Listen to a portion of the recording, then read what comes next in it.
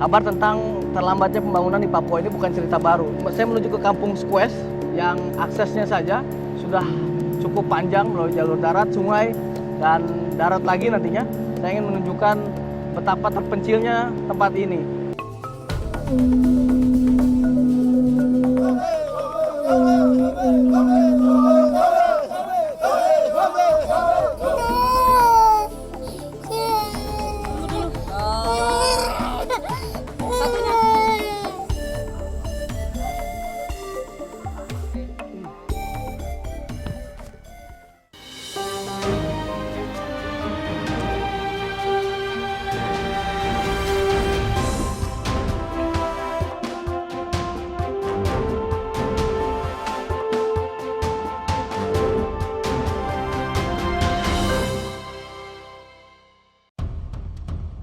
Inilah Papua, pulau terbesar di bagian timur Indonesia. Luasnya tanah Papua menyiratkan cerita yang tak pernah habis. Indonesiaku kali ini mencoba menjelajah salah satu sisi di Papua Barat.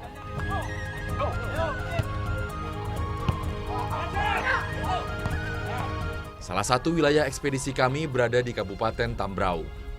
Kabupaten yang berjarak sekitar 5 jam perjalanan darat dari Sorong. Sebuah daerah baru yang belum genap 10 tahun berdiri.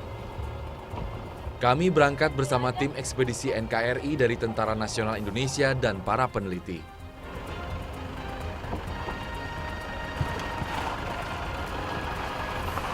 Kabupaten dengan luas lebih dari 5.000 meter persegi ini hanya berpenduduk 29.000 jiwa.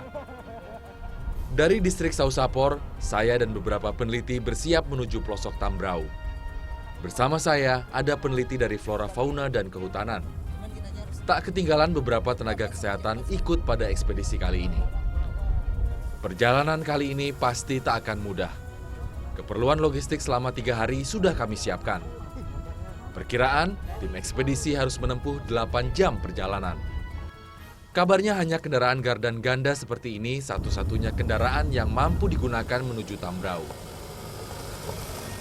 Medan jalan yang jauh dari kata mulus harus kami lalui selama 2 jam. Dari atas mobil, Tambrau menyajikan pemandangan yang serba hijau.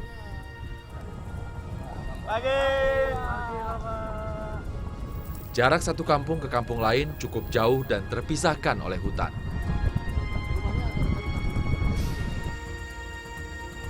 Dua jam berlalu, akhirnya tugas mobil pun selesai di ujung distrik Wor. Mantap sudah.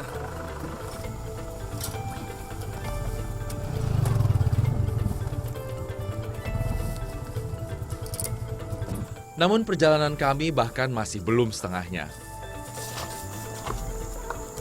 Tepian muara sungai Kuor ini menjadi awal ekspedisi melalui air.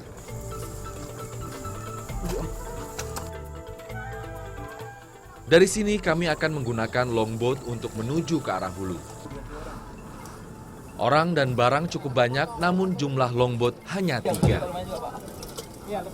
Walau beresiko, kami cukup beruntung arus sungai Kur saat ini sedang tenang.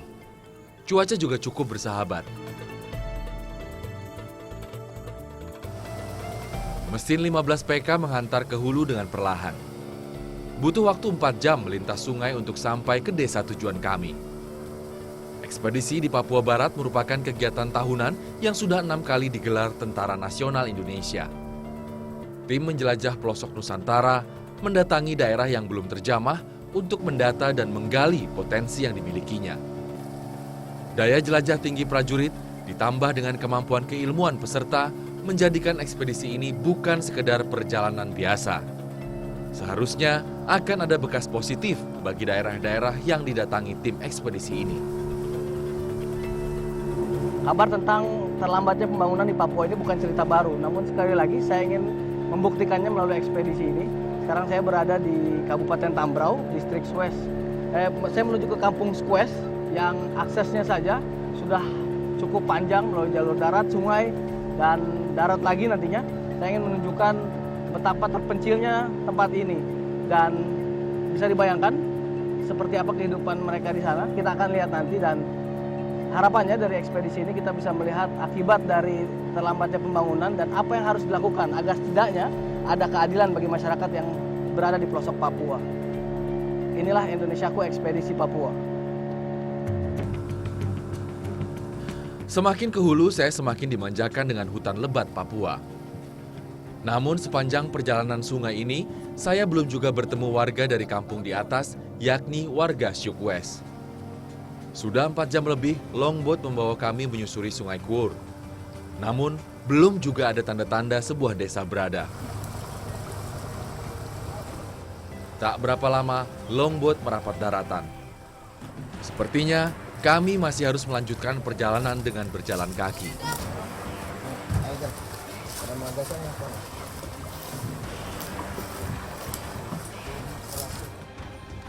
Lewat tengah hari, kami masih belum sampai lokasi. Jauhnya tujuan sama sekali tak mengurangi semangat kami masuk ke pedalaman Papua Barat. Kami yakin kedatangan tim ekspedisi bisa membawa hal yang bermanfaat. Setelah istirahat, kami bersiap lagi untuk berjalan kira-kira 3 hingga 4 km ke arah desa. Hanya dari sulitnya akses yang kami lalui ini, tergambar jelas sejumlah kekurangan infrastruktur di tempat ini.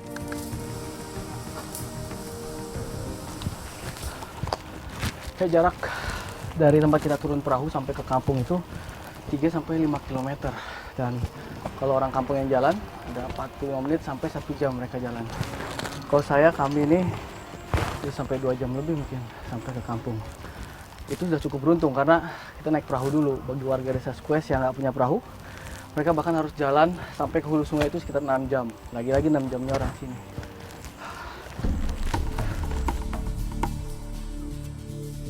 Kami mengikuti jalur yang biasa digunakan warga. Jalannya cukup landai, namun dengan konsekuensi rute yang lebih panjang. Masyarakat Syuk West memang lebih memilih jalan memutar gunung yang lebih jauh, namun tidak perlu menanjak.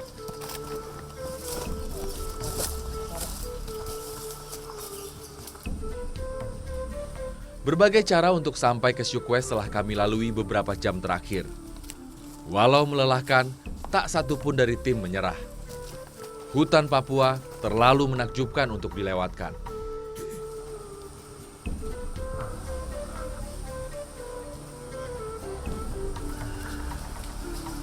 Setelah hampir 2 jam, hutan lebat mulai berganti pepohonan lebih kecil.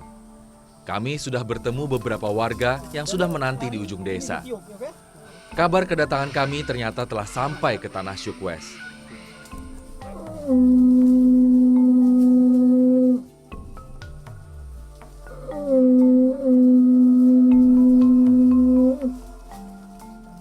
Sambutan sederhana sudah cukup lama menunggu kami. Tarian selamat datang menandakan kami boleh masuk kampung.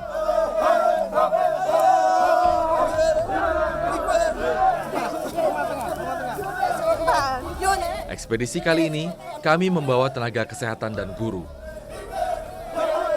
Ya, 2 hal mendasar yang sangat dinantikan masyarakat Syuk West hadir di kampung mereka. Dalam sekejap, lenyap sudah lelah perjalanan ke kampung ini. Bukan hanya kami yang takjub, warga pun demikian. Warga Syuk West benar-benar jarang melihat masyarakat lain datang ke kampung mereka. Kami adalah tim dokter pertama yang menginjak tanah Syuk West. Selama ini, jika warga sakit, mereka harus mencari pengobatan ke distrik Kur. Masyarakat masih sangat malu-malu untuk datang ke pos kesehatan yang kami adakan. Bisa jadi warga masih takjub dan tak percaya ada pelayan kesehatan sampai ke desa mereka. Syuk West hanya satu contoh minimnya perhatian akan kesehatan di Papua Barat. Daerah ini bisa kami tembus 6-8 jam. Ini masih belum seberapa. Sulit membayangkan beberapa kampung lain yang membutuhkan perjalanan 2 atau 3 hari untuk sampai di sana.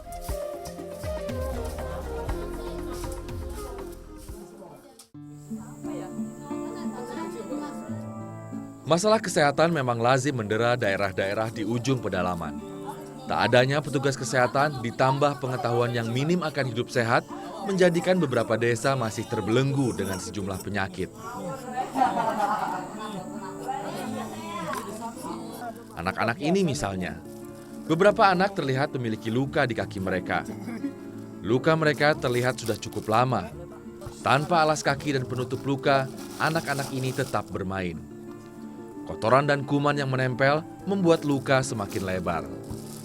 Sebagian besar luka sudah infeksi dan berbau. Bersama tim dokter kami terus mencoba mengobati mereka.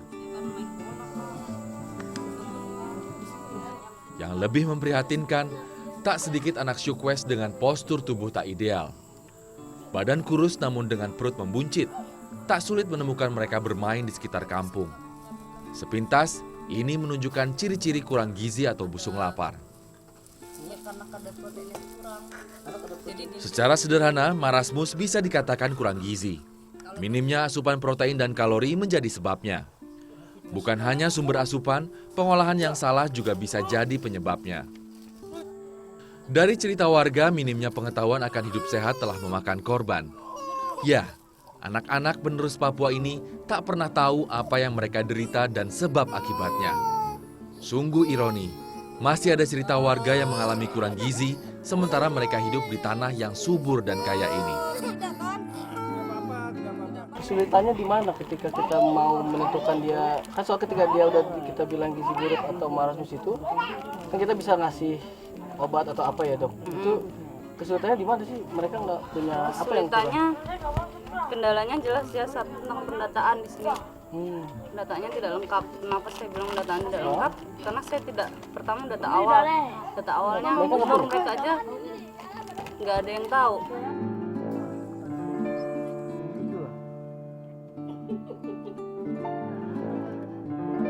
Pak, kalau makan beras, masyarakat di sini pernah tidak atau suka tidak makan beras?